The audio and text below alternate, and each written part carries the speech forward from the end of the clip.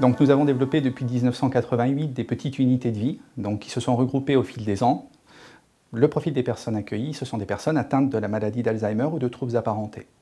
Une des particularités sur ce type d'unité, ce que l'on peut faire avec 5 ou 10 personnes, on n'a pas la possibilité de le faire avec 62 personnes par exemple. Donc on a un projet personnalisé pour faire en sorte que ce soit les professionnels qui se calent au rythme des résidents et non l'inverse. Nous avons un EHPAD, donc un établissement d'hébergement pour personnes âgées dépendantes à Fleuret-sur-Ouche, un établissement de 62 places, intégré en cœur de village, où nous accueillons donc 62 personnes atteintes notamment de la maladie d'Alzheimer et des personnes dans une situation de très grande dépendance.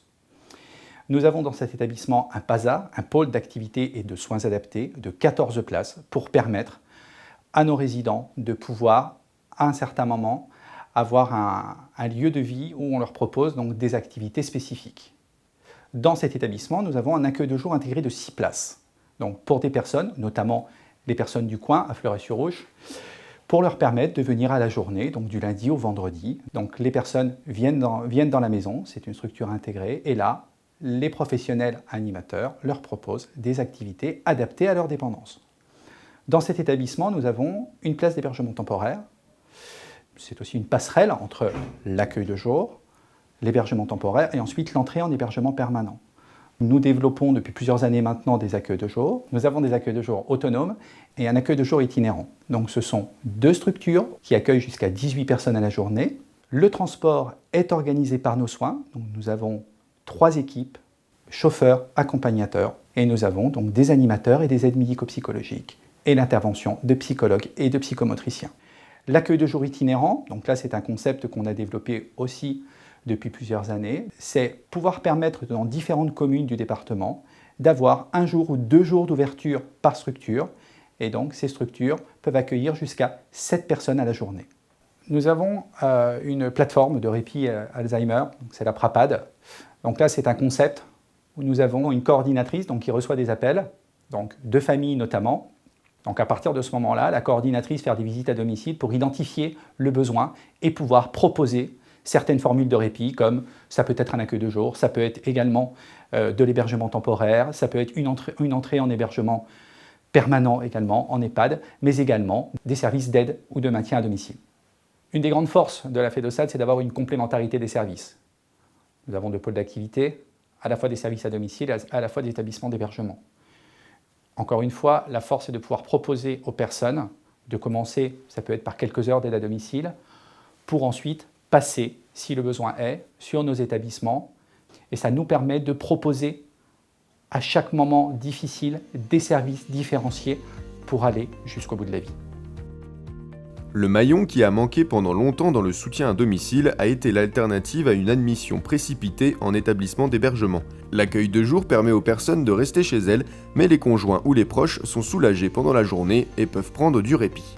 L'accueil de jour, c'est une formule qui permet d'apporter un soutien pour les personnes qui vivent à domicile, où du coup les personnes sont accueillies dans nos structures et des professionnels vont leur proposer des activités adaptées en fonction de leurs capacités cognitives.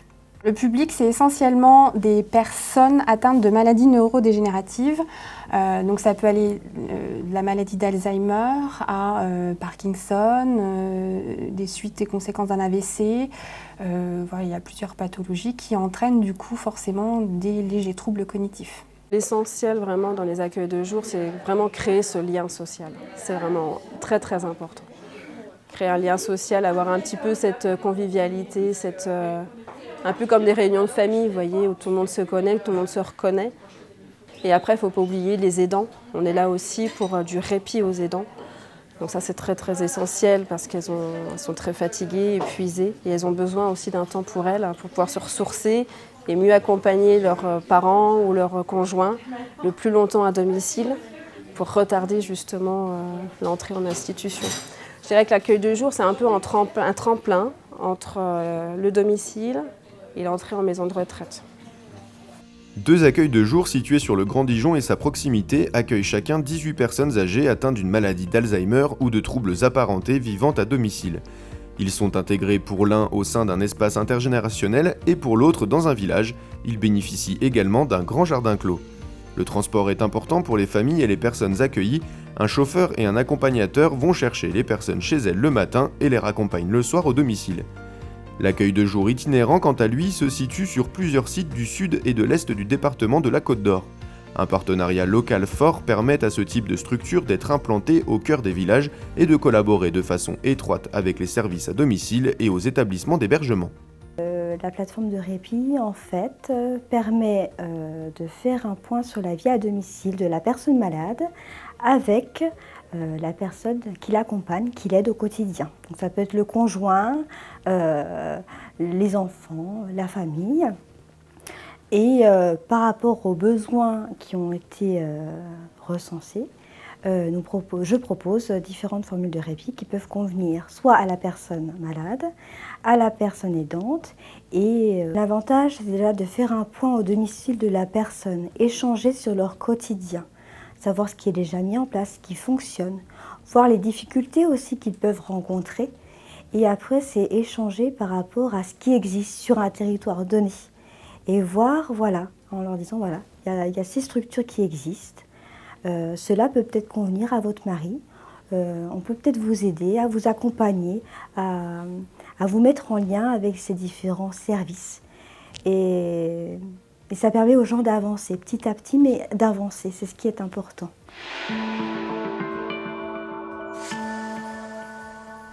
Ces petites unités de vie, créées en 1988, accueillent entre 5 et 7 personnes atteintes de la maladie d'Alzheimer ou de troubles apparentés sur 4 sites.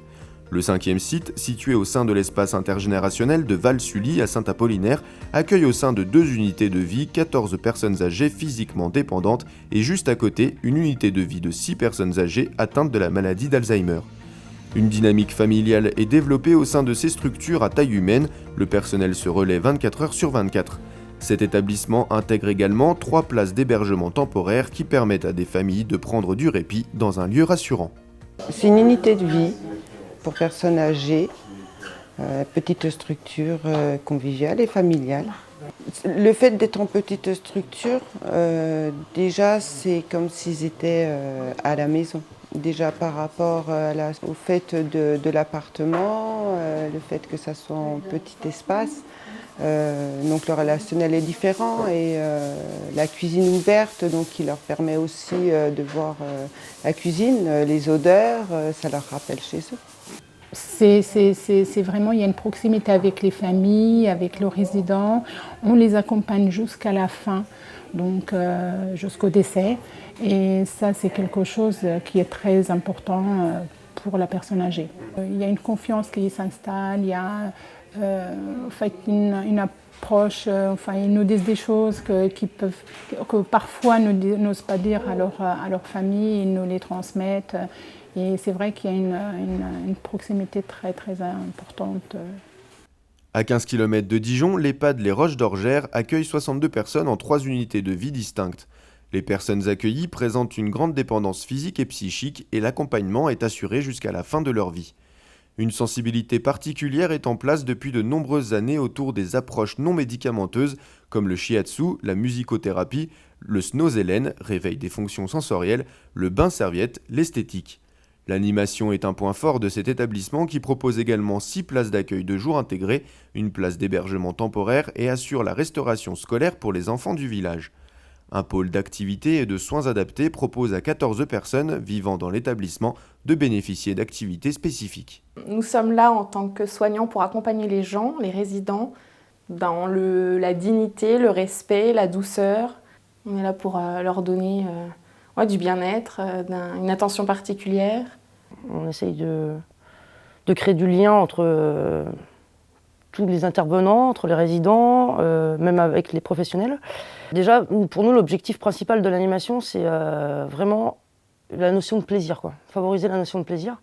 Donc après, selon les activités, forcément, il y a d'autres objectifs qui interviennent, mais le principal, c'est vraiment apporter du plaisir aux résidents. Alors, il y a 10 ans, bientôt 10 ans, au mois de novembre, ça fera 10 ans que je suis là. Et je n'ai jamais regretté d'être là. Je suis très bien, tout le monde est très gentil.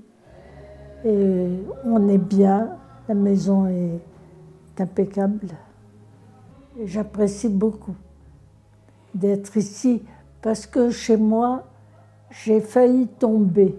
Mon fauteuil a basculé un peu et j'ai eu peur. C'est comme ça que j'ai réfléchi et que j'ai décidé de venir ici. Et heureusement, j'étais venue une fois voir une dame et j'avais vu que la maison était bien et j'ai voulu venir ici. C'est moi qui ai demandé et j'ai jamais regretté. On me fait ce dont j'ai besoin, on me demande et on m'écoute. C'est très important. Quand il y a des animations avec les enfants, je participe et ils sont contents de pouvoir discuter un peu, parler, qu'on leur réponde. Vous savez, les enfants sont heureux quand on leur parle. Il y en a qui regrettent de ne plus être chez eux, de plus... Non, moi non, parce que seul chez moi, c'était pas... Il n'y avait pas de sécurité.